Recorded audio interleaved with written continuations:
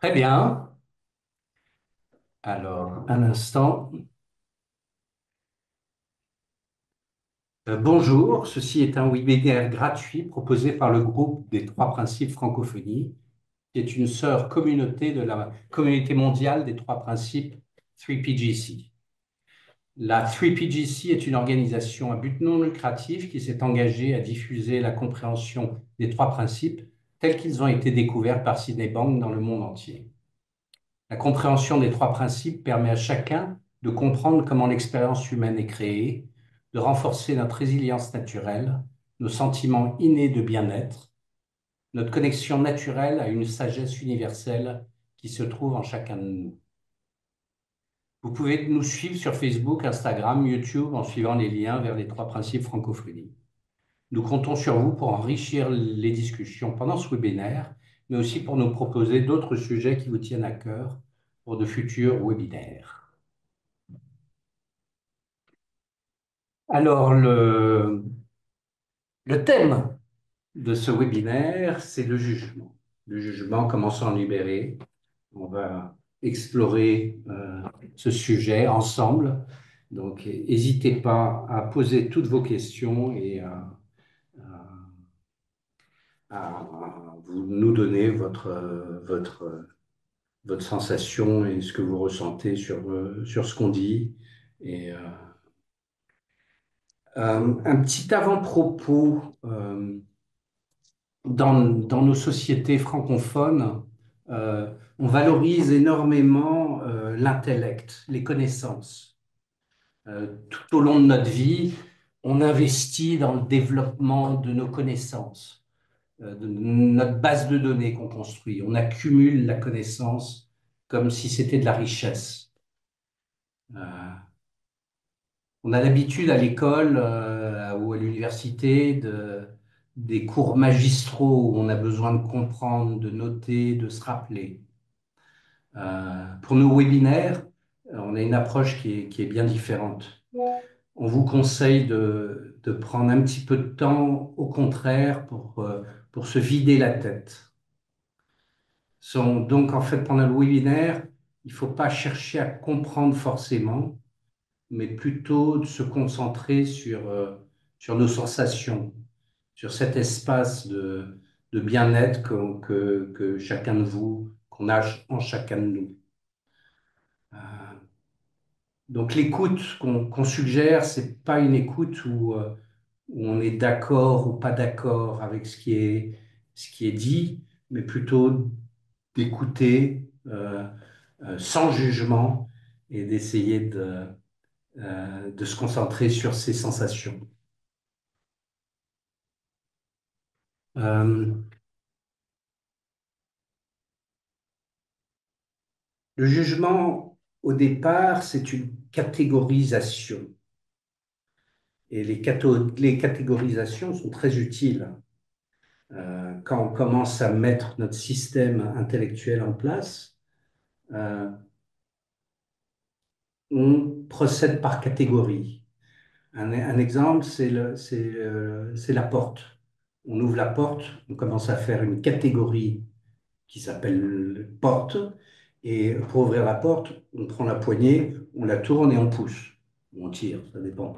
Mais le fait d'avoir catégorisé ça dans son intellect, d'avoir les propriétés de la porte, qui est de s'ouvrir et de se fermer, ça nous permet, quand on est face à une porte, de l'ouvrir très facilement, sans même y penser. C'est devenu inconscient, ça fait partie de la propriété, ça fait partie de la catégorie.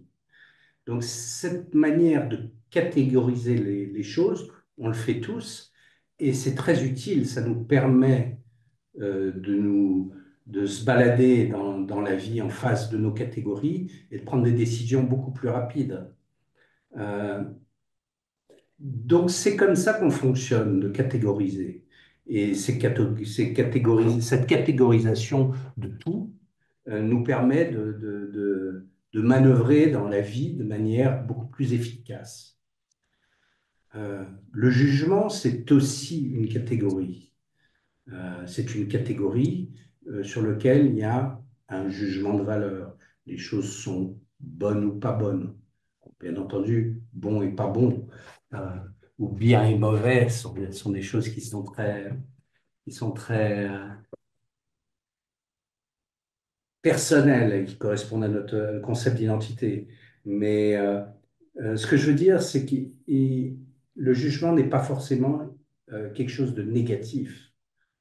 Il y a cette catégorisation qui nous permet de nous diriger dans la vie de manière beaucoup plus rapidement.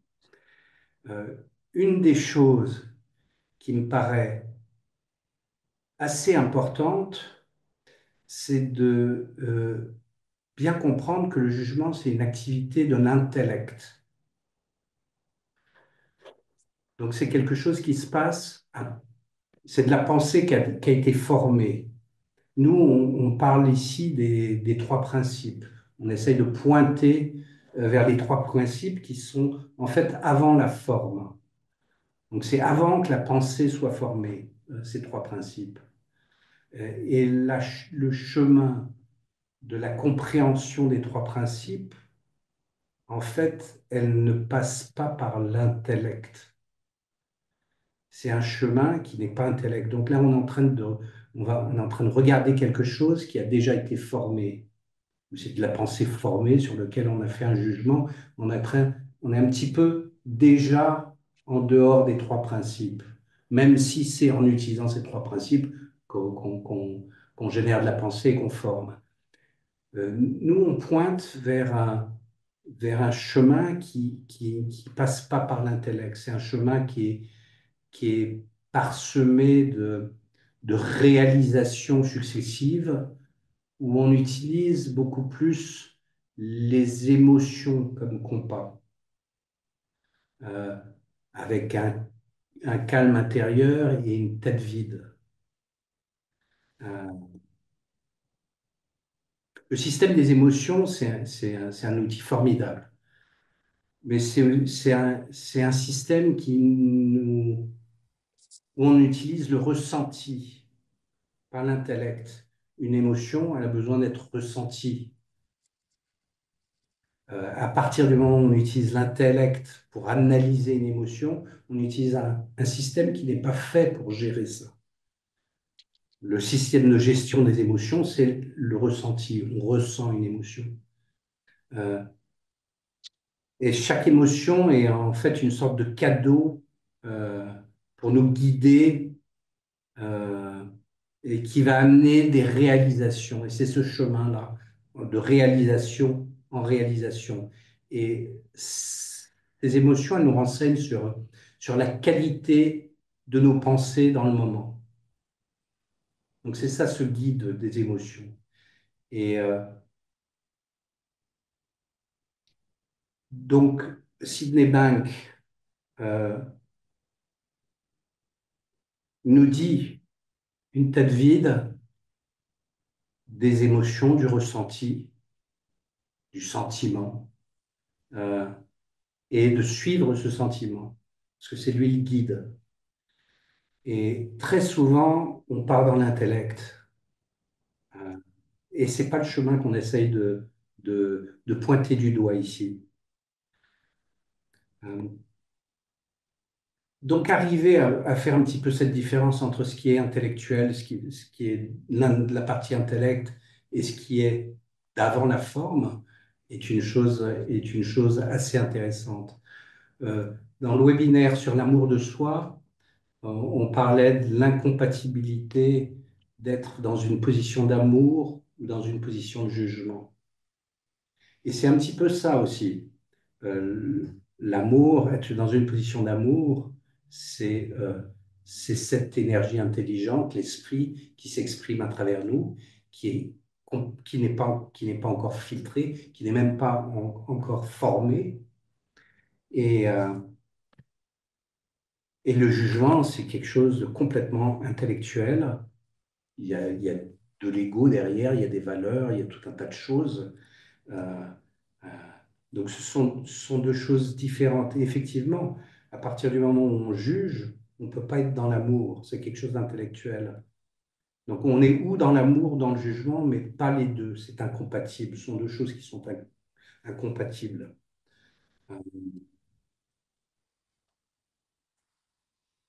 un autre petit point que je voulais, puis après je vais laisser parler Liv, un petit point euh, sur le jugement, c'est que le jugement réduit, ça appauvrit l'univers des possibles.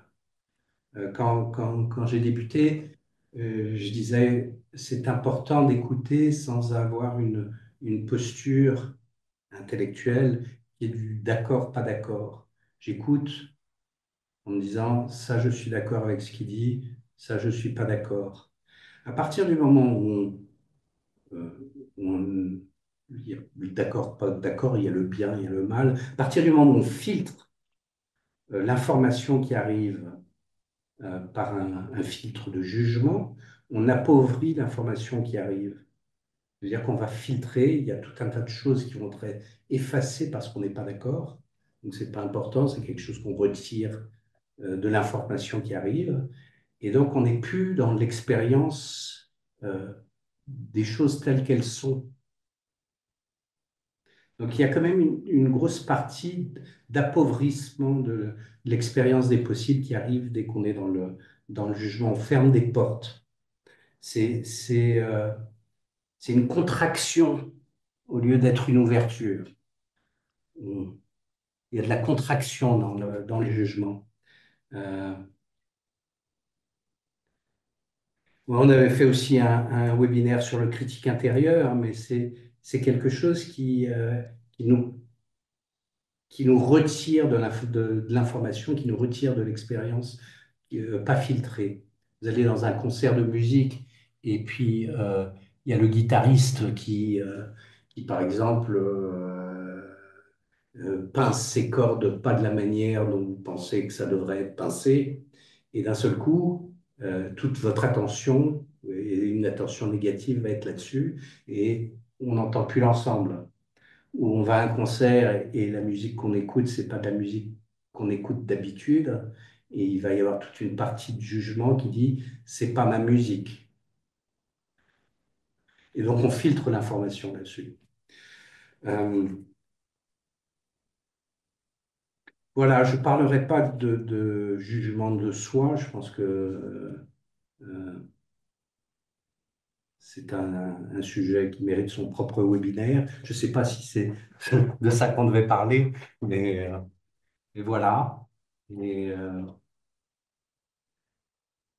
il y a une partie du Missing Link de Sydney Bank qui traite un petit peu du jugement et je vais laisser Olivier s'exprimer là-dessus ou sur autre chose. Hmm. Merci Hervé. Je pense que ça fait partie du sujet. Parce que, enfin, autant que je le comprenne, puisque je suis pas à l'origine de ça, mais j'avais lu Libérez-vous du jugement, osez être vous-même. Il y a une part quand même, euh, et dans le Missing Link que tu viens de citer, donc, et qui a été traduit brillamment par moi, évidemment, je plaisante. Enfin, j'ai fait de mon mieux. Il y a, il y a un mot là-dessus, et je veux rendre on va pas dire à César, mais à Cléopâtre, ce qui est à Cléopâtre, c'est ma très chère amie Karina qui m'a pointé vers ce chapitre du Chaînon manquant, qui s'appelle Amour et pardon, et où il traite de la question du jugement. Et, mais avant même d'aller sur Sydney Banks, je peux dire deux mots de mon expérience à moi. Parce qu'on dit libérez-vous du jugement, donc ça veut dire que nous, on est libérés du jugement, n'est-ce pas, Hervé? Donc, est-ce qu'on est libéré du jugement? Non, pas du tout. Ça fait partie, tu l'as dit tout à l'heure, ça fait partie de la catégorisation. Le jugement, pour moi, je le relie un peu à l'ego, parce que et qu'est-ce que c'est l'ego? C'est pas quelque chose de très mal, hein. C'est un GPS pour moi. C'est le, comment on dirait, le logiciel qui nous permet, c'est un logiciel évolutionnaire dans l'espèce humaine qui nous permet de nous situer, qui permet de dire à ça, ce qui est là, je suis là, dans le temps et dans l'espace, je suis ça. Et on va mettre une étiquette dessus, livre Brunet, un peu comme les trucs rouges là qu'on voit sur Google Maps et qui situent l'endroit. Donc, si je suis là, je suis pas là. Donc, il y a catégorisation quelque part et le jugement découle un peu de ça. Mais le jugement, pour moi, c'est quand j'ai vu à quel point mon jugement était conditionné que j'ai pu, d'une certaine manière, le dépasser tout en étant incapable de ne pas juger, mais en le voyant d'une position de retrait, de recul. On prend, on dézoome. Et Sydney Banks, il parle de ça. On dézoome et qu'est-ce qu'on constate? On constate que bon, on peut pas s'empêcher de juger. Et mais on constate aussi que nos jugements, en fait, est-ce qu'on les choisit? Sydney Banks parle de libre arbitre, mais c'est pas à cet endroit-là qu'il met le libre arbitre. Le jugement, si par exemple j'aime telle ou telle chose, est-ce que j'ai choisi d'aimer ça? J'ai fait un clip il y a quelques mois sur pourquoi je ne partageais plus jamais mes opinions politiques. Parce que ça fait partie pour moi de de ce qui est 100% conditionné, en fait. C'est-à-dire qu'on choisit pas. On choisit pas si on est plutôt de droite ou si on est plutôt de gauche ou si on est plutôt ceci. Ce sont des jugements, parce qu'évidemment, on juge l'autre, on dit moi j'ai raison, lui il a tort. Mais si on observe vraiment, si on dézoome, et c'est ma façon, je dirais, de me libérer du jugement, c'est de voir qu'en fait, mon jugement est conditionné à la chaîne des causalités qui me détermine. Et que le libre arbitre dont parle Sidney Banks, il n'est pas à cet endroit-là. Il est plutôt dans choisir où on met l'attention. Sur quelle pensée je vais mettre l'attention. Et je vais aller donc voir un petit peu ce qu'il y a dans le chapitre Amour et pardon. Et je vais lire quelque chose qui me dit juger. Alors, j'attaque à la deuxième page. Juger ses propres fautes ou celles des autres conduit au malheur.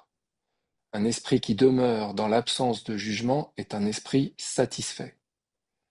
Un cœur plein d'amour, et ça rejoint ce que tu disais, est dépourvu de tout jugement et rempli de l'esprit divin. Ça, c'est le genre de choses qui me hérissait le poil quand j'ai découvert les trois principes. L'esprit divin, qu'est-ce que c'est que ça? Plus loin, il dit le pardon est divin et a des effets merveilleux sur notre vie. Le pardon est un remède puissant pour débarrasser les pensées des souvenirs négatifs.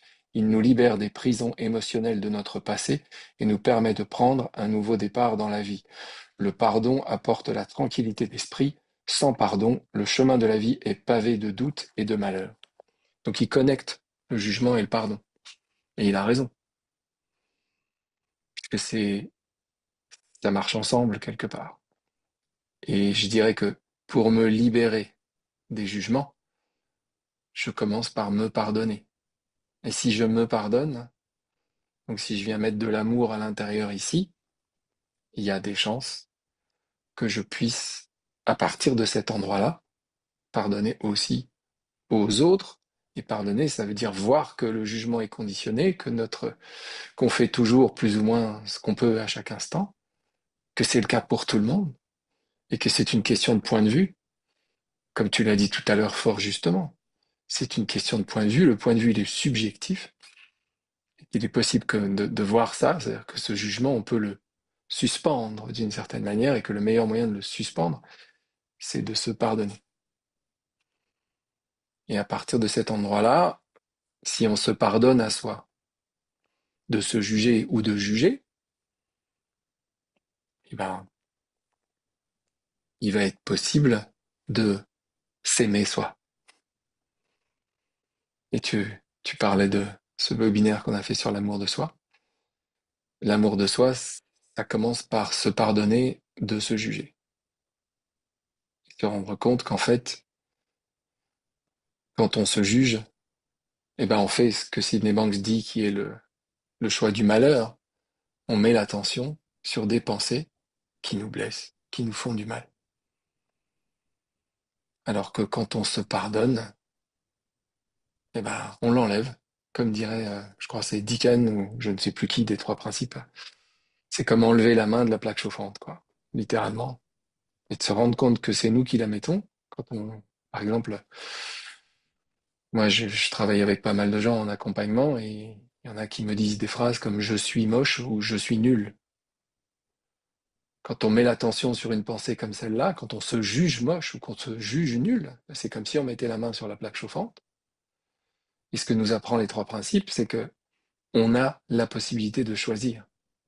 On peut enlever la main de la plaque chauffante parce que c'est juste un jugement conditionné et on peut s'apercevoir que on peut se pardonner de se juger tel qu'on est moche parce que la vérité est neutre et que c'est moi qui choisis en fait comment je vais colorer la vérité, la réalité.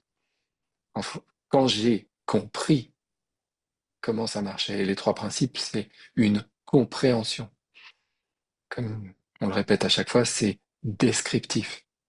C'est pas prescriptif. Ça décrit la réalité de notre expérience à chaque instant. Et quand on comprend comment ça marche, ça devient beaucoup plus facile de changer sa vie. Voilà. Je sais pas si c'est clair, mais c'est mon expérience avec le jugement et avec l'aide de Sydney. Est-ce que ça m'a apporté?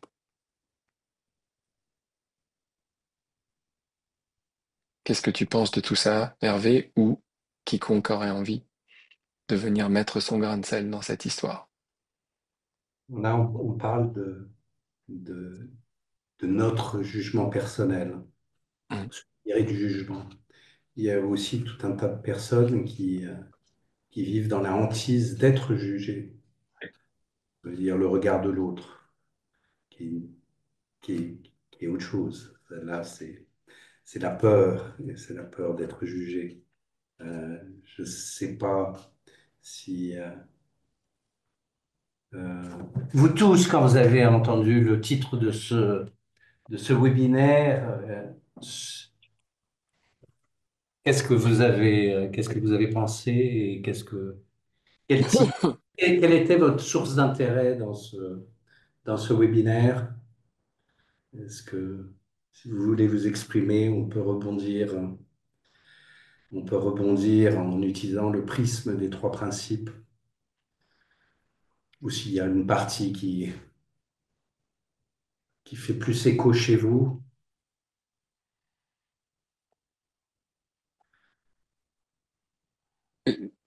Si personne ne veut prendre la parole pour l'instant, je vais partager une expérience personnelle par rapport au jugement.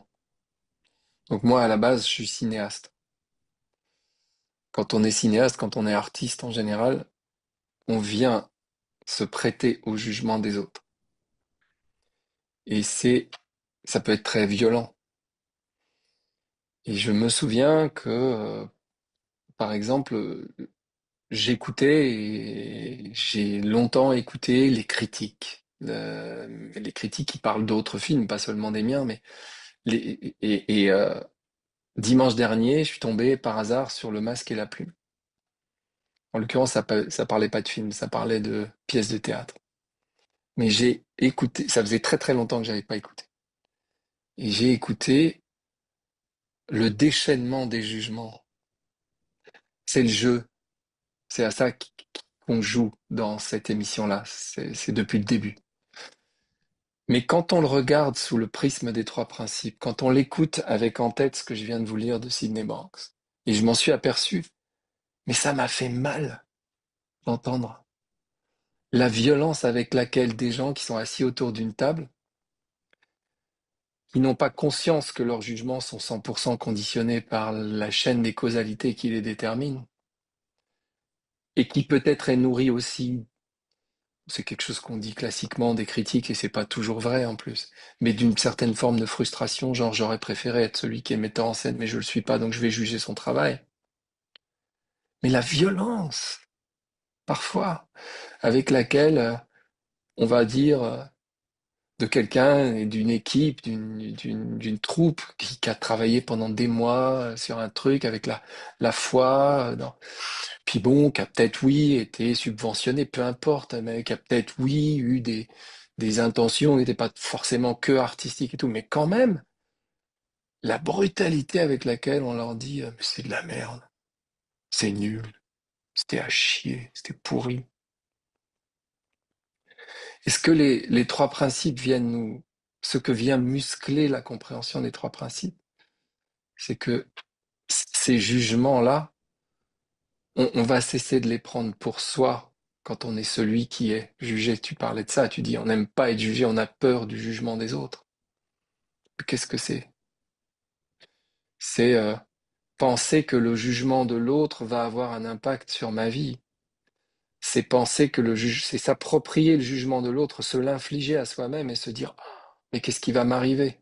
Et moi qui étais dans cette position d'artiste qui faisait des films et qui se prenait, je sais plus, dans Télérama, ouais, des critiques acerbes qui disaient non mais ce film n'a pas d'intérêt, la vision du réalisateur, et puis la mise en scène ceci, et puis ceci. À chaque fois, il y avait la remise en cause de un, peut-être qu'ils ont raison, mon Dieu, donc je suis mauvais, jugement de soi. Et ensuite, si je suis mauvais, je reste avec la main sur la plaque chauffante. Si je suis mauvais, qu'est-ce que ça veut dire? Ça veut dire que le prochain projet que je vais écrire, peut-être que je vais pas trouver de producteur pour le faire. Et si je trouve pas de producteur pour le faire, qu'est-ce qui va se passer? Je vais plus gagner d'argent. Et si je gagne plus d'argent, qu'est-ce qui va se passer? J'ai une femme et trois enfants. Bon, et on va plus avoir assez de sous et on va plus pouvoir payer le loyer. Et si on peut plus payer le loyer, blablabla, blablabla, on va finir sous les ponts. Et ça, c'est la mécanique de la pensée, c'est comment fonctionne notre pensée si on n'a pas compris comment ça marche. C'est l'attention que je mets sur les pensées qui crée ma réalité à chaque instant. C'est vraiment ça le message de Sidney Banks. Et libérez-vous du jugement, ben, c'est lisez le chaînon manquant, c'est lisez, bon, il n'est pas traduit encore, The Enlightened Gardener, lisez, puisqu'on va rester dans les trois principes, donc je ne vais pas citer d'autres livres, mais qui sont très proches des trois principes, c'est pour que vous compreniez comment ça marche et que au bout du compte, c'est vous, c'est moi qui décide à quel endroit je laisse ma main, c'est-à-dire mon esprit, ma pensée. Et si je muscle ma capacité à déplacer mon attention, je vais me libérer du jugement et oser être moi-même. Et là, on va dans une autre dimension de Sydney Banks. Il y a deux êtres, l'être humain et l'être divin, et oser être soi-même, c'est être les deux à la fois et à chaque instant être capable de choisir. Et c'est ça, oser être soi-même, c'est être soi dans toutes les dimensions de ce que nous sommes. Et nous sommes à la fois universal mind, l'esprit universel, et l'esprit personnel. C'est cette capacité, cette fameuse croix au centre de laquelle on est toujours, et qui est la réalité de notre expérience humaine. Ça va, je vole pas trop, Hervé? Il y a la reconnaissance du jugement aussi comme activité. Ouais, Parce qu'on peut être passif ou actif. ouais, On crée notre réalité à chaque moment et avec nos pensées et avec l'énergie qu'on met sur les pensées qui arrivent. C'est vrai que souvent, il y a des pensées qui arrivent dans notre tête. On n'a pas l'impression d'être créateur de ces pensées qui sont inconscientes. Par contre, la deuxième, à partir du moment où on s'engage derrière une pensée, qu'on commence à mettre de l'énergie sur cette pensée, là, c'est notre libre arbitre. On a ce libre arbitre de mettre de l'énergie et de travailler ou de mettre de l'énergie sur une chose particulière. Quand on fait ça, il y a ce libre arbitre et il y a ce choix. On a le choix de mettre de l'énergie ou pas. On peut reconnaître que c'est une pensée de jugement et se dire, tiens, ça, il y a une évaluation, c'est bien, c'est mal, c'est mauvais, c'est bon. Je suis en train de juger, est-ce que je veux partir et mettre de l'énergie sur cette pensée de jugement, sachant que ça n'amène pas à grand-chose, ces pensées de jugement, surtout si c'est du jugement sur soi-même, hein. Ça peut amener des choses, hein. Ce que je te racontais là il y a 2 secondes, hein. Oui, tout à fait. Tout à fait. On peut partir dans notre film et avoir une expérience assez désagréable, euh, qui est aussi intéressante à avoir, une expérience assez désagréable. Mais quand on a compris qu'on est en train de se faire mal, on arrête au bout d'un moment. Euh, sur le jugement sur soi-même, ce dont on parlait, on est conditionné avec tout un tas de valeurs, etc. Et notre jugement est déjà conditionné.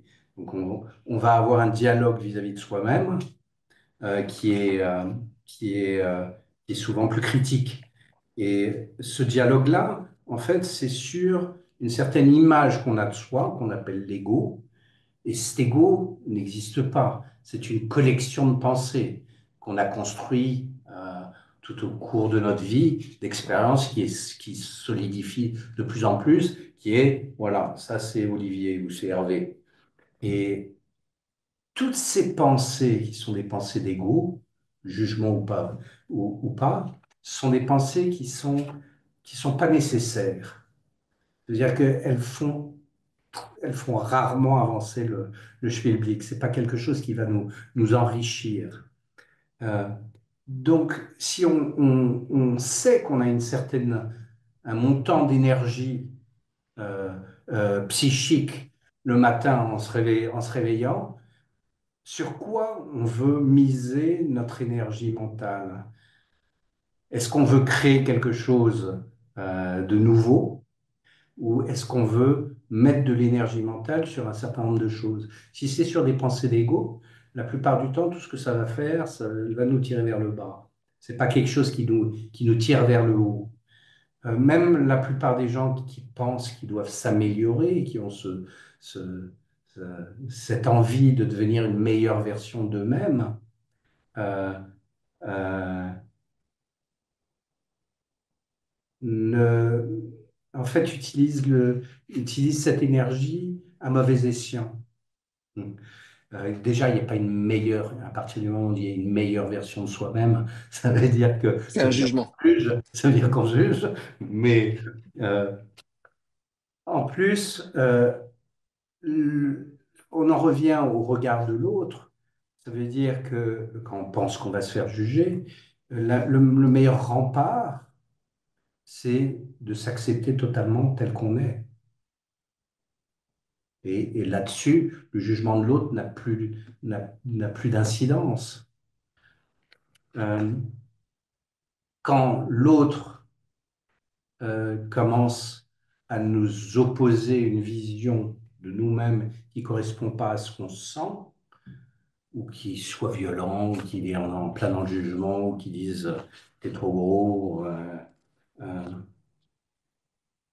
la plupart du temps, ce que je fais, moi, je me demande qu'est-ce qui doit être vrai chez cette personne pour qu'elle exprime ce qu'elle exprime actuellement. Donc c'est une position de curiosité. Et ça, c'est très différent d'être en position de recevoir une image qui est en décalé avec ce qu'on projette, ce qui est notre vision de l'ego, ou de ce qu'on sait qu'on est. Bon, la paix, c'est quand notre vision d'ego, elle correspond tout à fait à ce qu'on ressent dans le moment. Parce que souvent, notre vision d'ego, ou la vision qu'on a de nous-mêmes, elle est assez rigide, elle est fixée. Alors que la réalité de ce qu'on est, elle change à chaque moment. À chaque moment, on peut être une personne différente. Euh, voilà. Est-ce que, est-ce que vous avez des questions? Est-ce qu'il y a des choses qui vous inspirent? Est-ce qu'il y a des choses que vous voulez partager? J'adorerais vous entendre. Francis. Oui, merci à tous les deux. Bonsoir tout le monde. Euh, Faut pas que ça s'arrête ces émissions, c'est super. Voilà. Alors je vais essayer me détendre un peu. Je suis un peu fébrile. Euh, oui. Alors moi, par rapport au thème du webinaire, oui, je m'attendais plus à ce qu'on parle de notre jugement sur les autres et sur l'extérieur. Le jugement intérieur, comme tu l'as dit, Hervé, moi, je pense que ça mérite un autre webinaire, même si les deux sont reliés, hein, j'ai compris, Olivier. Euh, oui, j'ai des questions parce que, alors déjà, sur le fait de critiquer. Moi, alors, ça dépend comment on critique, mais c'est la critique qui nous fait évoluer.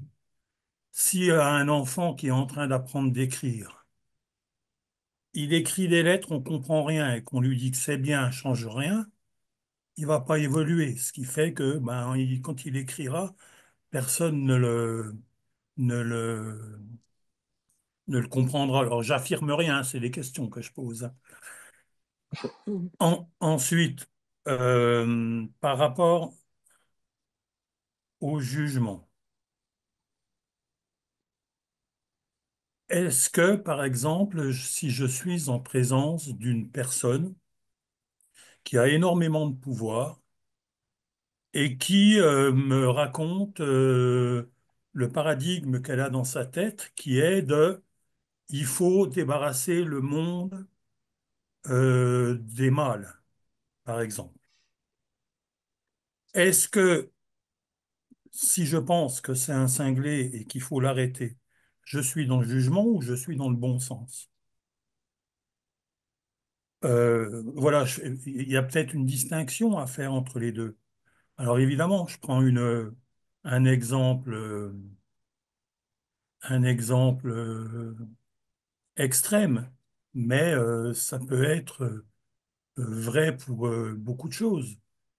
Euh, voilà, quelqu'un qui me dit que ça pourrait être n'importe quoi, en fait, qui ne serait pas aligné avec le divin, en fait. Est-ce que ce qui n'est pas aligné avec le divin, quand on a une pensée par rapport à ce qu'une personne dit ou une idéologie, est-ce que c'est un jugement, une critique ou du bon sens? Voilà, je pense que j'ai à peu près exprimé ce que j'avais envie de dire. Je ne sais pas si ça a été clair, Oui, c'était mais clair. voilà, je le laisse comme ça. Très bien. Euh, je peux commencer, Liv, si tu veux amener Oui, quelque vas-y, chose. vas-y. Euh, la manière dont les choses se passent, c'est qu'on a cette énergie intelligente qui est du potentiel, qui est sans forme, qui arrive. On utilise le pouvoir de la pensée, qui est le deuxième principe, pour créer notre réalité. Donc tout ce qu'on pense, on va le ressentir, et ça va devenir notre réalité du moment. Ce monsieur dont tu parles, qui, qui, euh, qui crée sa propre réalité dans lequel euh, les choses qu'il pense sont tout à fait logiques. Et donc, il peut être quelqu'un que tu considères comme fou ou ayant des, euh, des buts qui ne sont pas des buts, entre guillemets, divins. Je ne sais pas ce que c'est qu'un but divin, mais il utilise le pouvoir de l'esprit et de la pensée et de la conscience exactement de la même manière que toi tu le fais. Ça veut dire que la réalité qui se crée va être très très différente de la réalité que toi tu te crées. Parce que toi, tu utilises ces mêmes trois principes pour te créer une réalité dans laquelle, non, ça va pas du tout. Euh, euh, Ma réalité est très très très différente de celle de Elon Musk ou celle de, de Trump. Parce que mes valeurs, ma manière de voir le monde sont différentes. Maintenant, ces principes marchent exactement de la même manière pour eux que pour moi. Quand je dis ce gars est fou, ça veut dire qu'en fait, il crée une réalité dans laquelle je ne me reconnais pas du tout. c'est pas quelque chose de logique du tout pour moi. Donc, je porte un jugement de valeur en disant il est fou. C'est-à-dire il utilise pas correctement ces trois principes. Si, il les utilise exactement de la même manière. Maintenant, cette compréhension de savoir que lui est en train de se construire sa réalité, se construire un film qui est très différent de celui que toi tu te construis, ça te permet de pas rentrer dans son film. Tu vois, de dire, bon, bah, lui, il est en train de se créer ce type de film. Moi, ça ne me correspond pas du tout, mais je comprends qu'il crée ce film. C'est pas quelque chose de réel, il est juste en train de créer une certaine réalité. Bon, le fait que ça corresponde pas à tes valeurs ou que ça corresponde pas à des valeurs humanistes, des, des valeurs spirituelles, je pense qu'on partage dans ce webinaire, c'est une autre question. Est-ce que le niveau de conscience qu'il a de sa propre spiritualité et humanité est assez élevé? Je pense que plus on s'élève dans nos niveaux de conscience, plus on se rend compte que toi, moi et lui, on est pareil, on est des êtres humains, on partage cette même humanité.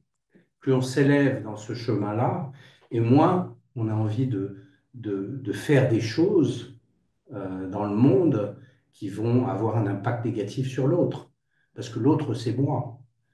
Et si tu pousses ça à un niveau de conscience assez élevé, euh, euh, tu auras en tête râle cette bienveillance pour l'humanité d'une manière générale. Et donc, ce que tu vas faire, ce ne sera pas logique de faire des choses qui vont à l'encontre de ça.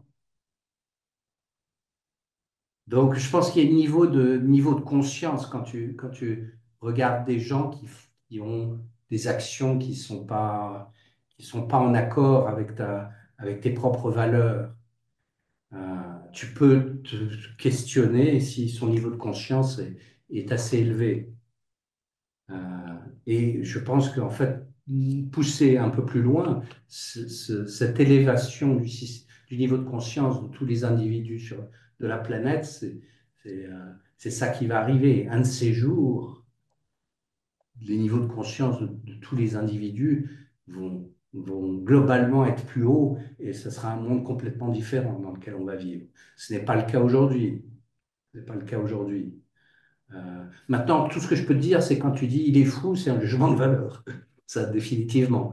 Et ça veut dire que c'est quelque chose d'intellectuel que tu construis dans ta tête. Tu peux faire ça ou tu peux ne pas, ou tu peux t'en foutre.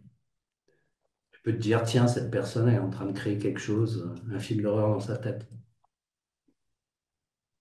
Voilà. Livre. Oui, plusieurs petites choses. Tu soulèves, Francis, la question du bon sens. C'est une question qui me passionne, la question du bon sens, parce que la question du bon sens, on est encore dans le jugement. C'est-à-dire que, en général, c'est un argument d'autorité, le bon sens. C'est-à-dire, on dit, bah, il y a le bon sens, tu vois, mais le bon sens, c'est quoi? C'est, c'est, c'est le bon sens pour toi, c'est le bon sens pour moi, c'est le bon sens pour Hervé ou pour Poutine ou pour Trump. Le bon sens, c'est toujours notre sens, en fait. Alors, on essaye parfois de faire appel à une sorte on appelle ça la sagesse populaire, mais c'est pareil, en fait. Tu viens de le dire, Hervé. La- bon, d'abord, il y a notre idée que comment est-ce qu'on pourrait faire pour changer le monde? Parce que c'est la question quand on est face à quelqu'un qui dit, par exemple, il faudrait supprimer tous les mâles. Bon, si on est face à ça et que lui il donne suffisamment d'énergie à cette pensée pour que cette pensée, elle se matérialise dans la matière, c'est-à-dire qu'il arrive à mobiliser à la fois du pouvoir, des gens, etc., et qu'il puisse parvenir à ses fins, on est bien d'accord que si dans ta perception des choses, t'as beau savoir que lui, c'est son conditionnement et c'est son truc, n'empêche, il y a quelque chose chez toi qui va vouloir dans la matière s'opposer à ça. Et tu vas essayer peut-être comme dirait De Gaulle, opposer une force mécanique supérieure qui empêche cet individu ou cette faction ou ce parti politique ou bref ce mouvement de faire ça. Mais on n'est pas dans le même. Il y a une histoire de catégorie, mais par rapport à la question du jugement, là où je pense que Hervé est très pertinent, c'est que le, chacun voit la réalité à la hauteur de son niveau de conscience et de ses connaissances et de la chaîne des causalités qui le détermine, et tout le monde fait ça. C'est-à-dire que il y a tous les gens, et c'est des débats que j'ai avec ma mère, ça, il n'existe pas des gens qui se diraient, j'ai le choix entre être gentil et méchant, et je vais décider d'être méchant. Si je décide d'être méchant, c'est parce que ce que je vois dans ma réalité et ce qui semble être ce que j'ai à faire, c'est d'être ça. Et c'est aussi, si ces gens élèvent leur niveau de conscience, et là je partage ce que tu dis aussi Hervé, c'est, imaginons que ces gens s'aperçoivent qu'en fait ils vivent la réalité de leur pensée. À chaque instant, ils vivent la réalité de leur pensée. La situation qui consiste à croire que les mâles, par exemple, parce que souvent, si on prend les mâles, mais bon, on pourrait prendre, on pourrait prendre les juifs, par exemple, ça nous rappelle quelque chose dans l'histoire. Un certain monsieur qui pense que les juifs sont la cause de tous ces problèmes et qui va vouloir les détruire tous de manière à ce que la cause de tous ces problèmes s'arrête. Bon, il y a là quelque chose qui se passe, c'est qu'il y a quelqu'un qui va mettre l'attention sur une pensée. Cette pensée, si on suit Sydney Banks, il y a toutes les chances pour que la pensée les juifs sont la cause de tous mes malheurs. C'est une pensée qui, ça lui, c'est désagréable. Donc il suit un fil de pensée qui est désagréable. Il essaye de résoudre son problème, et résoudre son problème, c'est pas enlever sa main sur la pensée, alors que ça c'est la vérité, c'est la réalité, c'est comme ça qu'on fait. On enlève la main de cette pensée parce que cette pensée, qu'est-ce qu'elle vaut en fait? C'est juste une pensée. Et je pourrais tout à fait dire le contraire. En fait, si je regarde les choses de près, peut-être que j'ai une autre manière de voir la réalité et que la réalité, et là, ça me fait sentir bien. Mais bon, si je reste focalisé sur cette pensée-là, comme tout à l'heure, je racontais mon histoire de j'allais finir sous les ponts, d'une certaine manière, il y a des gens qui focalisent leur attention là-dessus, qui disent les juifs vont tous nous détruire. Donc, je vais agir sur ça. Mais la réalité, la vérité de ce qui se passe, c'est ce que pointe Sidney Banks, c'est que tu fais l'expérience de tes pensées à chaque instant. Et si tu penses que les juifs vont te détruire, c'est ce qui se passe pour toi. Si tu penses qu'au contraire, je sais pas, ils vont te faire tout le bien du monde, c'est aussi ce qui va t'arriver. C'est ça qui est assez incroyable, parce que c'est l'attention que tu mets sur les pensées qui crée ta réalité à chaque instant. Donc, pour remettre ça dans le contexte de ce que tu disais, est-ce que c'est un jugement pour toi de juger cette personne? Ben, d'une certaine manière, oui, tu juges que cette personne ne fait pas ce qu'il faut. Mais toi, si tu t'interroges sur ce qui se passe dans ta tête, qu'est-ce que tu es en train de faire? C'est là où la transformation peut avoir lieu, c'est là que tu peux changer le monde. Qu'est-ce que je suis en train de faire? Est-ce que je suis en train de juger? Est-ce que ça me fait du bien de penser que cette personne, par exemple, elle me menace? Est-ce que ça me fait, qu'est-ce que je ressens dans le corps? Comment est-ce que mes deux êtres communiquent l'un avec l'autre? L'être que je suis en essence, la source, communique avec moi, qui n'a pas de forme, communique à travers le corps. C'est pour ça que Cinemax dit suivez le bon feeling, suivez la bonne sensation. La bonne sensation, c'est quand on est en harmonie avec l'essence de ce que nous sommes. L'univers infini qui est en expansion. C'est pas Cinebanks qui dit ça, mais c'est induit dans cette histoire. L'univers vibre toujours dans le positif. Si je me mets à vibrer dans le négatif, je mets la main sur la plaque chauffante. Je suis en train de vibrer à l'opposé de l'essence de ce que je suis, Universal Mind. Et puis par rapport à ce que tu disais tout à l'heure, j'ai quelque chose aussi à dire sur critique et éduquer, en fait. On peut tout à fait éduquer un enfant sans le critiquer.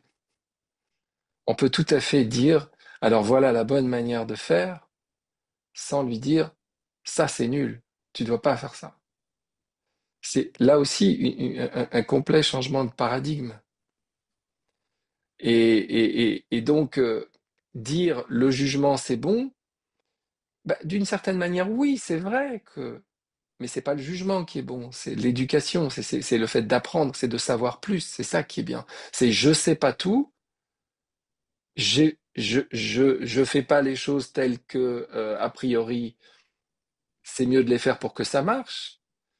Par exemple, j'ai pas vraiment compris comment fonctionne la gravité, puis un jour je comprends comment fonctionne la gravité, ah, et je vais pouvoir m'en servir pour faire des choses formidables. Et tant que j'ai pas compris, bon bah, il faut que j'apprenne plus. Mais c'est un processus de d'éducation. C'est pas, c'est une autre acception du mot jugement, mais c'est une acception neutre d'une certaine manière. C'est ça marche ou ça marche pas. Mais quand on juge et qu'on met de la négativité, et là, Sidney Banks, il est absolument radical là-dessus, quand on est parti dans la négativité, on dit ça c'est pas bien, ça c'est mal, là on est dans le jugement, et là, c'est là où les problèmes commencent. Je sais pas si ça aide à faire un peu de tri, mais c'est en tout cas, j'essaye de mettre la vision des trois principes sur les problématiques que tu as soulevées. Vous m'avez bien embrouillé, hein. Euh, C'était pas le but. oui, oui, pour le dernier sur la critique. Alors, oui, oui, en fait, éduquer, eh bien. Euh, Maintenant, il y a des films qui sont subventionnés, c'est moi qui les paye, en fait, par mes impôts. Et là, je crois qu'ils méritent la critique parce qu'il y a des films qui sont vraiment mauvais. Et bah, il y en a un dernièrement là qui a fait 13 000 entrées. Là, c'est moi qui l'ai payé ce film. Voilà, donc je pense qu'on a le droit de critiquer. Maintenant, il faut que ce ne soit pas fait méchamment. Pour le reste, vous m'avez hyper embrouillé là. Euh, Par rapport à mon exemple de ce monsieur ou cette dame, ça serait plutôt une dame, hein, qui voudrait éradiquer tout ce qui est virilité et mal de la Terre. Évidemment, on peut prendre Hitler. Alors, quand j'ai dit cinglé, moi, j'ai l'impression qu'il y a des espèces animales qui, lorsque dans leur espèce, il y a des choses qui peuvent être dangereuses vitalement pour eux, ils tuent, hein. Donc, je pense que c'est plutôt quelque chose de naturel. Et quelqu'un qui aurait une pensée comme celle-là, Euh, alors, bon sens, est-ce que, en fait, est-ce que quand je dis bon sens, c'est en fait savoir enlever la main de sa souffrance, quoi, en fait, hein, de la plaque chauffante. Ce sont les lois naturelles, vous en parlez souvent, des lois naturelles, dans les trois principes, donc, est-ce que c'est une loi naturelle de vouloir tuer tous les mâles? Je pense que ce serait complètement stupide. Déjà d'une part, et puis en plus, bon, on voit bien que ça émane d'un. Et pour moi, c'est là que c'est pas un jugement, c'est un cerveau malade. Bon, on a le droit d'être malade. Si c'est si c'est mon voisin qui me dit ça, bon, et qu'il est pas très intelligent, bon, je sais que l'humanité risque pas grand-chose. Si c'est quelqu'un qui a un énorme charisme comme Hitler, il y a peut-être moyen de faire quelque chose quand il nous dit, voilà, c'est tout, j'arrêterai là. Je voudrais juste rajouter la relation qu'on a avec nos pensées aussi. Ça veut dire, il y a deux choses que je voudrais dire. La première, sur le cas dont tu parles, c'est qu'il y a une grande différence entre penser des choses et agir sur nos pensées. On peut penser n'importe quoi et ça fait de mal à personne s'il n'y a aucune action. Je peux penser que je vais tuer ma voisine et que je vais l'étrangler, en rêver. Tant que je ne passe pas à l'action et que je ne mets aucune énergie physique là-dessus, c'est juste de la pensée. En fait, c'est juste de la pensée, c'est une jolie phrase qui fatigue tout le monde parce on parle toujours de la pensée, mais nos pensées ne sont pas forcément vraies. Nos pensées, c'est des pensées. Mais il y a beaucoup de gens qui pensent que leur pensée, c'est vrai.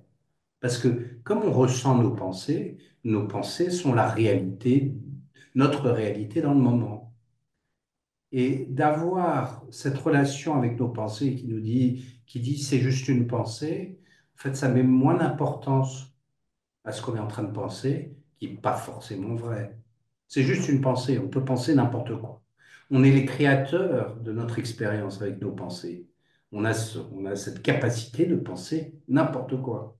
C'est pas forcément vrai. Mais très souvent, on pense que c'est vrai. Cette personne est dangereuse parce qu'elle pense différemment de moi.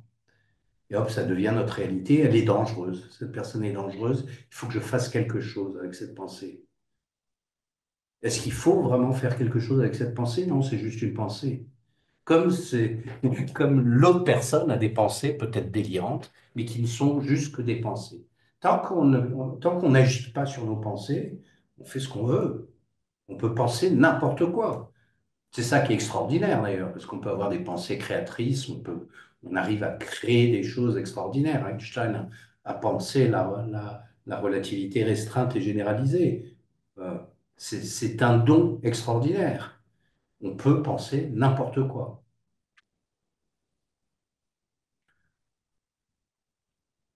Donc cette relation vis-à-vis de nos pensées est importante. Et de ne pas croire que nos pensées, c'est la réalité, c'est aussi très important.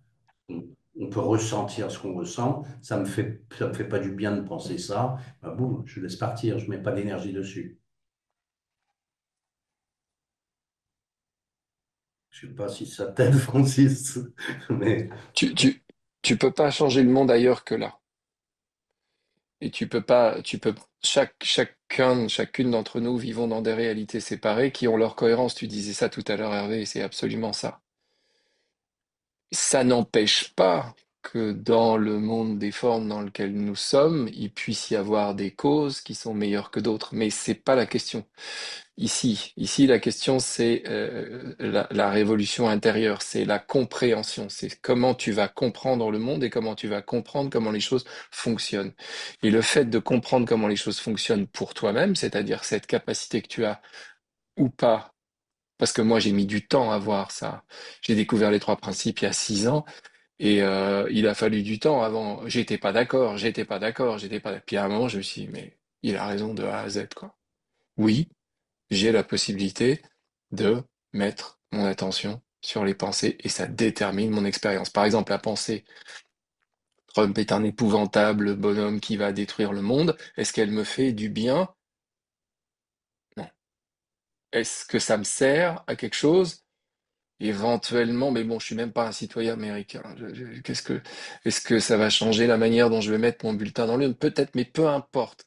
Qu'est-ce que fait cette pensée? Est-ce que j'en ai besoin? Est-ce qu'elle est utile pour moi? C'est ça. C'est là où le monde change à l'intérieur de soi. C'est parfois difficile à faire entendre, mais une fois qu'on a compris que ça marchait comme ça et qu'on a la possibilité de changer notre expérience en temps réel et que moi je fais la différence entre, par exemple, l'expérience de ma maman qui regarde la télé, qui écoute la radio à longueur de journée, donc qui a sa pensée attirée vers les mauvaises nouvelles, puisque en gros il y a que ça qui existe. Enfin, je simplifie. Et donc elle est obsédée par ces mauvaises nouvelles et elle voit le monde s'écrouler, etc. Moi je vois un monde magnifique de gens qui s'épanouissent et qui s'éveillent. Donc c'est formidable. Et quand j'entends ce que j'entends à la radio, je dis bah oui, bon, il y a des gens qui pensent ça, voilà, bon. Est-ce que j'ai besoin de ça pour moi? Non, j'ai pas besoin de ça. Donc c'est là où la révolution a lieu, c'est pas ailleurs. Et je pense que c'est vers cette révolution intérieure que les trois principes pointent vraiment. C'est vers ça. C'est pas c'est vraiment une compréhension comme la relativité est une compréhension, comme la gravité est une compréhension. C'est une compréhension comment l'esprit humain fonctionne et de quelle manière on peut retrouver du choix dans la possibilité pour nous de choisir et de créer et de devenir des créateurs conscients de notre réalité. C'est vraiment ça qui, pour moi, est le message essentiel des trois principes. Je vois qu'il y a Delphine qui lève la main depuis un certain temps. On va peut-être lui laisser la parole. Oui, vous m'entendez? Ouais. Bonsoir à tous et toutes. Moi, je voulais juste ajouter quelque chose de mon expérience par rapport au jugement. ce que j'ai compris, voilà, dans mon cheminement, qu'en fait, quand je juge les autres, quand je juge quelqu'un, quand je le critique, ça résonne en moi par rapport à quelque chose dont je n'aime pas moi-même, dont c'est une part dont j'ai peur de pouvoir être comme ça. Et c'est un espèce de contrôle que j'ai, de par mon ego qui me dicte ma vie, de par mon enfance. Voilà, c'est inconscient, mais je le conscientise toujours de plus en plus. Et je vis en fait en fonction de ce qu'on m'a appris, entre guillemets. Et donc, pour être bien aimée, il faut que je continue à être en fait dans ce que j'ai appris. Et c'est donc vraiment euh, un contrôle complet que j'ai sur moi, en fait. C'est une non-acceptation, on va dire, de moi-même.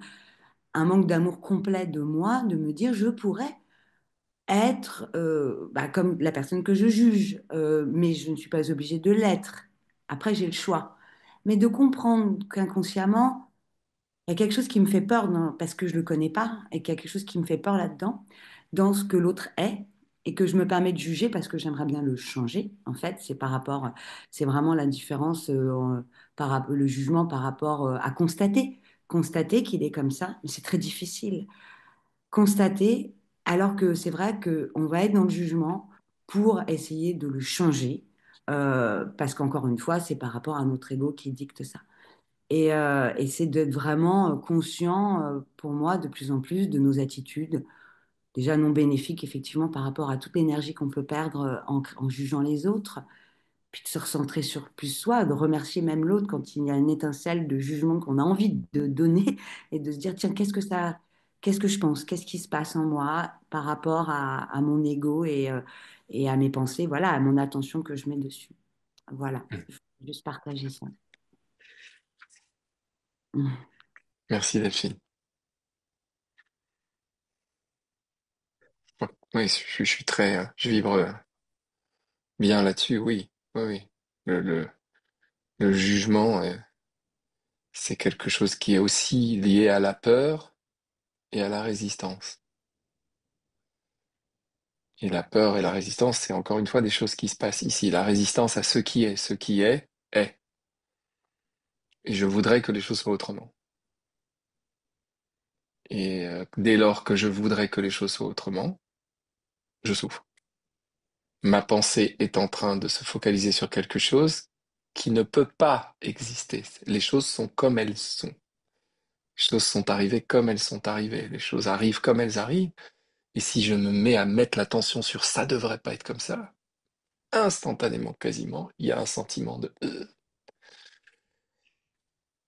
et en fait, voilà, là, toi tu ramènes ça aussi à ce que tu juges à l'intérieur de toi, mais c'est ce mécanisme-là qui est en place. Je ne devrais pas être comme ça. Il ne devrait pas être comme ça, et moi, je ne devrais pas être comme ça, et par là, il y a que de la souffrance. Oui, même cette recherche de la source du jugement. Est-ce que, en fait, quand je juge l'autre, je me juge moi? Il y a des parties de moi, ça résonne, et donc je fais ce même jugement. Est-ce que ça vient des parents, des circuits familiaux, qui nous ont appris à juger? Ça n'en finit pas, on peut toujours aller chercher les raisons. Les raisons ne nous aident pas beaucoup. Non. Euh, le, Ce que je fais, moi, ce que je pense, c'est de reconnaître cette analyse des pensées, qui est très difficile à faire à toute vitesse, mais d'arriver à se dire, tiens, c'est une pensée de jugement. Je ne vais pas mettre d'énergie là-dessus. Donc, c'est un exercice qui est intéressant à faire, de prendre le temps, et ça nous retire de l'expérience. Donc, c'est pas facile à faire et c'est pas forcément ce qu'on a envie de faire. Quand on est dans l'expérience d'une chose qui arrive, euh, d'avoir ce petit mouvement de recul où pendant un instant on s'observe penser. Et là on dit tiens non, ça c'est une pensée de jugement, c'est une pensée d'ego, non je veux pas mettre d'énergie là-dessus. Et pour revenir derrière à l'expérience, ça nous retire un petit peu de l'expérience. Mais ça nous retire beaucoup moins que la pensée de jugement. Parce que cette pensée de jugement, elle appauvrit l'expérience qu'on a des choses. Avoir cette tête vide et être complètement dans l'expérience du moment présent, de ce qui est en train de se dérouler, avec, avec cette écoute qui est une écoute comme quand on écoute un conte de fées ou quelque chose de passionnant, cette curiosité vis-à-vis de l'expérience qu'on va avoir, ça c'est complètement riche. Là, c'est l'univers des possibles qui est entièrement ouvert. Dès qu'on juge, on réduit. On réduit ça, donc on a accès à beaucoup moins de choses, on loupe beaucoup de choses parce que il y a la partie d'intellect, de critique, qui réduit, qui dit ça c'est bien, ça c'est pas bien. Hop, pars vers le pas bien, tu filtres, tu n'en veux pas. Et donc, on pourrait avoir en fait une expérience totalement différente des choses qui sont en train de se passer, mais qui est polluée par cette critique, ce jugement intérieur qui nous empêche d'avoir l'expérience de ce qui est, effectivement, l'expérience de ce qui est. Ce que disait Liv est très important, ce sentiment de résistance qu'on peut avoir, il y a quelque chose qui dérange, et on résiste à ce qui est. Bon, premièrement, résister à ce qui est, c'est pas super futé parce que on changera jamais ce qui est. On est dans ce qui est. Mais en plus, ce sentiment de résistance peut être un guide extraordinaire pour laisser aller. Quelque chose qui résiste, on le laisse aller, hop, on repart vers la paix intérieure. Dès qu'on est résisté, hop, on est. C'est comme la vision qui se réduit énormément, c'est-à-dire qu'on focalise sur quelque chose et on réagit à cette chose sur laquelle on focalise. On est en mode réaction quand on juge, alors que ce qui fait que la vie pour nous s'ouvre et qu'on est dans le bon feeling, c'est quand on ouvre et qu'on est en mode réception au lieu de réaction. Et le mode réception est beaucoup plus ouvert, il nous permet d'avoir accès à la totalité de l'expérience et pas juste à cette minuscule focalisation sur laquelle on est et dans laquelle on est en mode réaction et où ce mode réaction finalement. Et c'est notre corps qui nous dit qu'on est dans ce mode-là parce qu'on le ressent dans le corps. Et notre corps nous guide justement pour nous aider éventuellement à revenir dans un mode de réception et de se rendre compte que, ah mais attends, ok, je suis en train de juger cette toute petite chose minuscule alors qu'en fait, qu'est-ce qui est en train de se passer? C'est énorme. Et là, là, tu défocalises l'attention sur les choses et tu mets l'attention sur ce qui est et qu'est-ce qui se passe. Et là, l'inspiration peut venir et là, les idées neuves peuvent venir. C'est de cet endroit-là que toute la nouveauté peut venir, pas de la réaction, de la résistance, de la focalisation. Ariel a demandé la parole, là.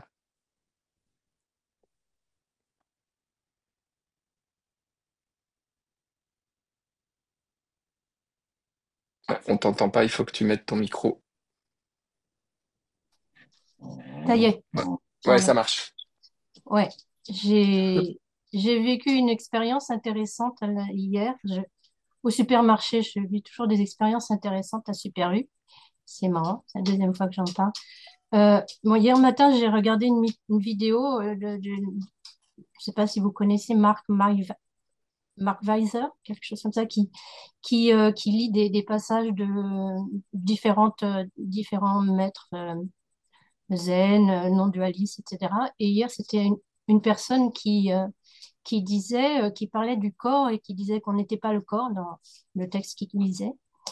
Et il parlait il était très radical et il disait d'être mort. Voilà, pas d'être mort, d'être vivant, mais aussi d'être mort. Et j'ai essayé quand j'étais au supermarché, j'ai essayé de vivre dans cette énergie-là, en fait, comme tu disais, comme tu dis, le livre, en fait, j'étais très ouverte. J'avais une focale ouverte sur tout ce qui se passait au supermarché. Mais en même temps, j'étais vis-à-vis des personnes autour de moi, j'avais pas d'interaction, quoi. J'étais vraiment centrée sur moi.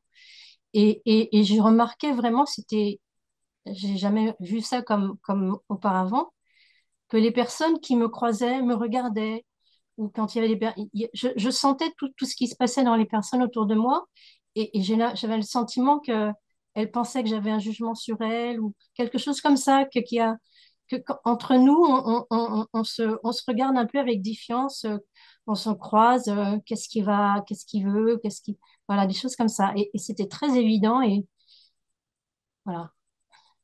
Hmm. Et du coup, je réagissais pas et les personnes, du coup, abandonnaient et étaient tranquilles, quoi, à côté de moi. C'est, ah bon, on s'inquiète pas de moi, il y a pas de souci et ça se passait bien, voilà. Hmm. Voilà. Hmm. Je trouvais ça très Merci intéressant. Ariel. Mm. Hmm. Mais quelque part, tu nous fais part de l'expérience. Enfin, je la traduis comme ça et tu me dis si j'ai. Mais c'est comme une suspension du jugement, justement, dans cet instant-là. Tout à Dans fait, ouais. cette. Ouais. Mm. Hmm. Mm. Hmm. C'est ça. Hmm. Mm. Il y a Chris qui a levé la main. À toi, Chris. Diane. Oui, merci. Euh, il y a quelque chose que j'ai vraiment envie de souligner dans ce que tu as dit, Hervé, parce qu'à deux reprises, tu as parlé de la curiosité. Et dans les cours que je donne, je dis souvent aux personnes qui sont en stage avec moi, on n'a pas la possibilité, du point de vue cérébral, d'être en curiosité et en attaque. C'est juste impossible pour le cerveau. C'est un peu, même si c'est d'autres canaux qui agissent, comme quand tu dis on est en amour ou on est en jugement. L'idée, c'est un peu la même. Et je dois partir. Je voulais terminer avec une anecdote qui est là-dessus. Ça m'a vraiment fait comprendre comment ça, c'est vraiment ça. Parce qu'un des stagiaires que j'avais dans un groupe qui était un Jean Ferdinand qui venait des îles, et vous verrez pourquoi ça a du sens. Il me dit à la fin du stage, c'est très frappant pour moi parce que je pense à toi et je me dis que tu me fais penser à un mouton.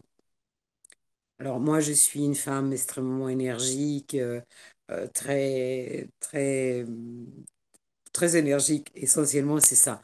Donc, je vous laisse imaginer le moment dans lequel il m'a dit que je le faisais penser à un mouton, ce qui s'est déclenché à l'intérieur de moi comme jugement raciste, terrifiant.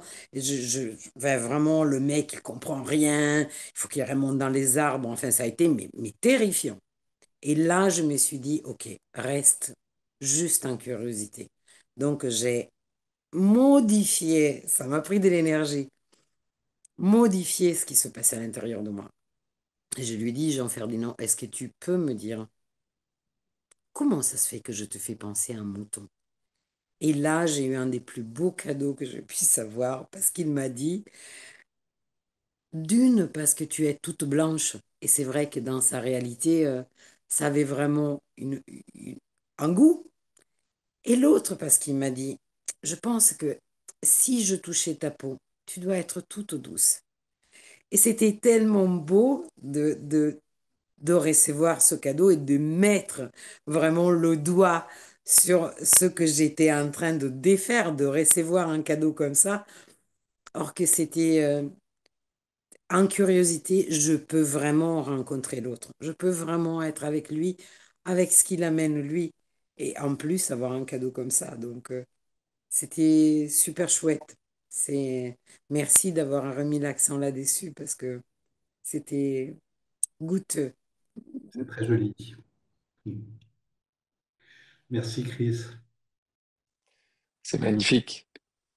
Et oui, oui, c'est magnifique. Et ce à quoi ça me fait penser, c'est, tu vois, cette capacité que tu as eue de glisser de déplacer ton attention. Mais c'est exactement les trois principes. C'est, c'est ce qu'on n'a pas appris à faire. On nous a pas appris à le faire. C'est la découverte de Sydney Banks, mais c'est aussi, je veux dire, Sydney Banks, il s'inscrit dans plein de traditions spirituelles, mais c'est la découverte de ça et la capacité qu'on a à se souvenir de ça et à muscler ça dans notre expérience. et Dieu sait qu'on en a besoin parce on a été un peu vissé à l'envers, si on peut dire. On a été éduqué dans un malentendu, dans une incompréhension de la manière dont dont on fonctionne, et ça, cette idée de la curiosité, muscler la curiosité au lieu de, quand on sent le jugement qui surgit, c'est magnifique. Et ça change ton expérience. Et plus tu le fais, plus ça va être facile à faire, etc. Et ça va complètement changer l'expérience. En tout cas, moi, c'est l'expérience que j'ai faite, vraiment.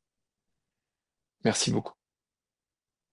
Mais en plus, dans cette curiosité, cette curiosité face à l'inconnu, parce que c'est ça, c'est là où naturellement on excelle.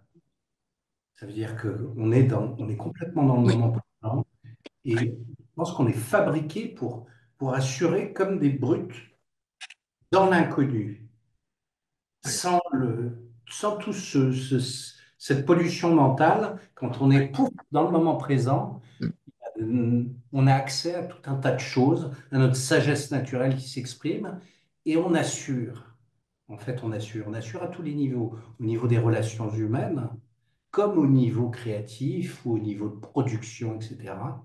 Donc, être dans les gens ont très très souvent peur de l'inconnu. L'inconnu, ça fait peur. On préfère être beaucoup plus dans ce qu'on a répété, dans nos valeurs, etc.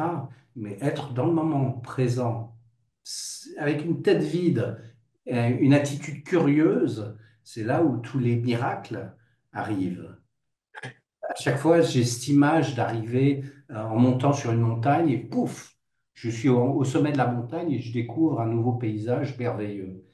Là, c'est cette impression-là, ce sentiment-là que j'ai quand je me mets dans ce mode-là de curiosité, de découverte de l'inconnu, sans pollution mentale, avec une tête vide. Et là, pouf, tout marche bien.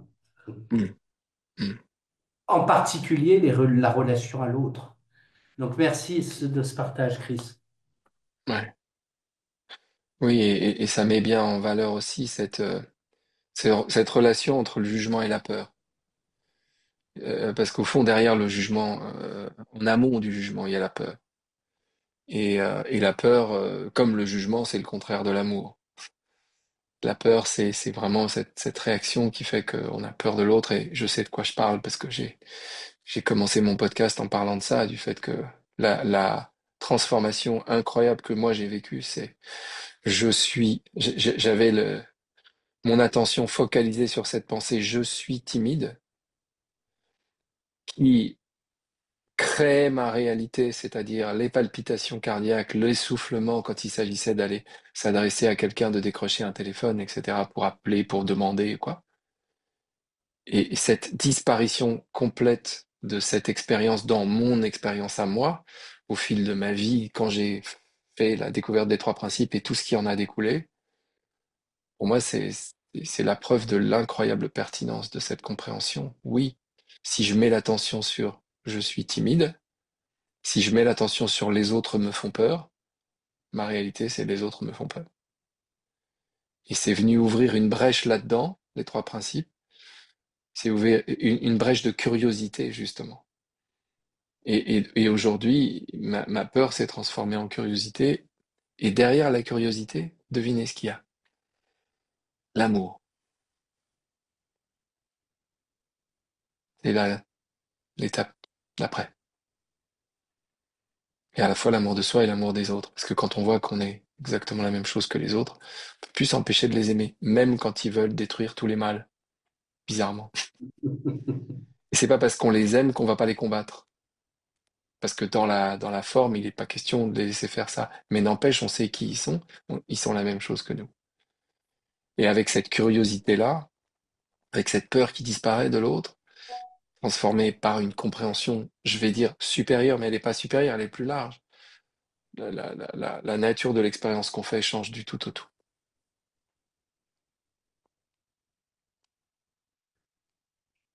En tout cas, c'était super, cette très très belle illustration de Chris.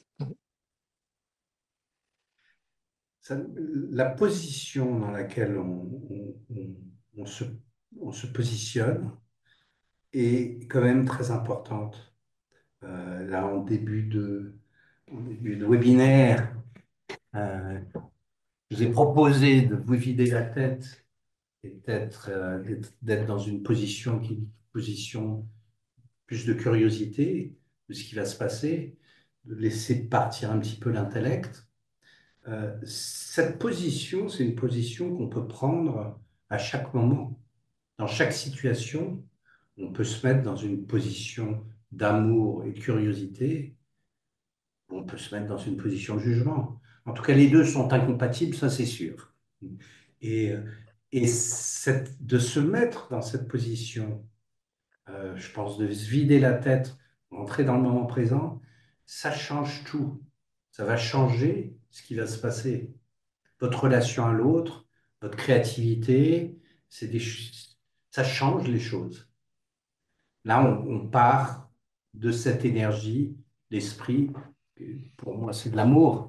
C'est de l'amour en brique qui, euh, qui transforme tout. Euh, Quand on analyse, on regarde une situation avec les feux de l'amour, c'est thérapeutique, c'est créatif, ça change complètement les choses. Donc, se positionner dès le départ, ça peut être très utile. Martine, attends.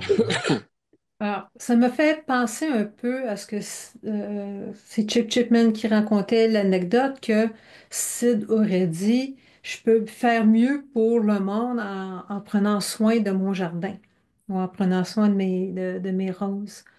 Parce que notre énergie contribue, tout ça sur quoi on porte l'attention contribue. Comme la fameuse histoire là, des gens qui allaient vers l'ouest. Il arrêtait un point d'eau et le fermier qui demeurait près du point d'eau allait les visiter. Et puis là, les gens disent, oh, on s'en va ben, vers l'ouest. Et puis, comment sont les gens? On s'en va. Et là, le fermier dit, ben, comment étaient les gens? D'où vous veniez? Puis il dit, ah, c'était tellement une belle communauté, tout le monde s'entraidait. Mais là, à cause de la sécheresse, bon, on est obligé de déménager. Mais tout le monde s'entraidait, c'était une merveilleuse communauté. Alors là, le fermier dit, ben, ça va être la même chose à votre destination. Et là, après ça, un autre groupe qui arrivait, et puis là, il dit, oh, comment sont les gens? Et là, le fermier posait la même question. Comment étaient les gens d'où vous venez? Et là, les gens, oh, c'était terrible, tout le monde se donnait des coups de couteau dans le dos.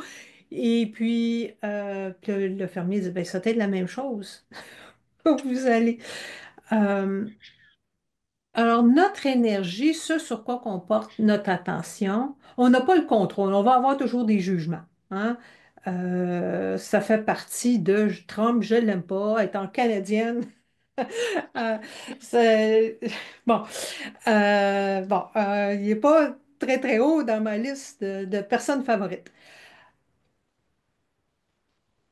Mais je n'ai pas à me juger parce que j'ai ce jugement-là. Je suis quand même humaine. Et je sais que ça colore ma façon, ce que j'entends de lui. Mais si on le sait, que ce que je pense, ce n'est pas la vérité, mais j'ai le choix, comme ça disait, est-ce que je donne plus d'énergie à cette pensée-là ou non? Parce que si je veux contribuer à la paix dans le monde, mais je suis mieux peut-être de porter attention sur des choses qui sont plus positives. Un peu comme Mère Teresa qui aurait dit qu'elle avait été invitée à une marche contre la guerre. Ben, elle dit non, invitez-moi quand vous allez faire une marche pour la paix.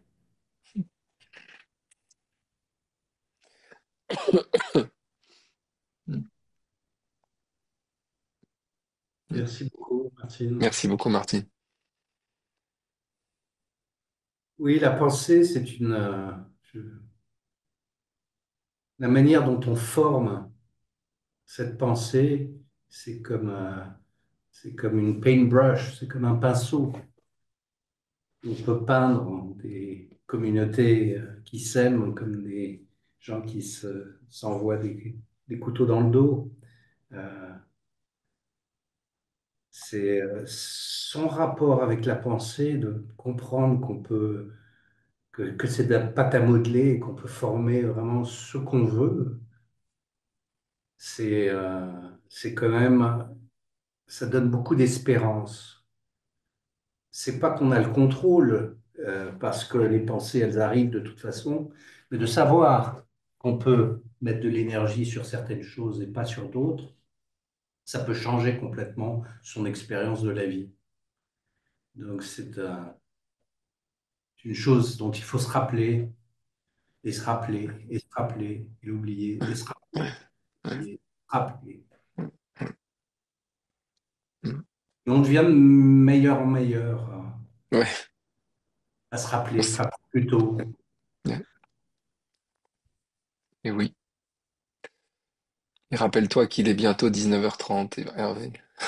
Je vous remercie beaucoup. Donc, je pense qu'on a un nouveau webinaire. Je ne sais pas quel est le sujet dans 15 jours. Euh, Oui. On a un nouveau webinaire dans 15 jours. Je vais regarder si je le vois. C'est sûr, ce sera a priori une réflexion sur une vidéo de Sydney Banks. Très bien. Merci à tous. C'était assez riche. Merci d'avoir contribué. Et puis, peut-être à dans 15 jours. Merci beaucoup. Merci. Merci, Au revoir. Gilles.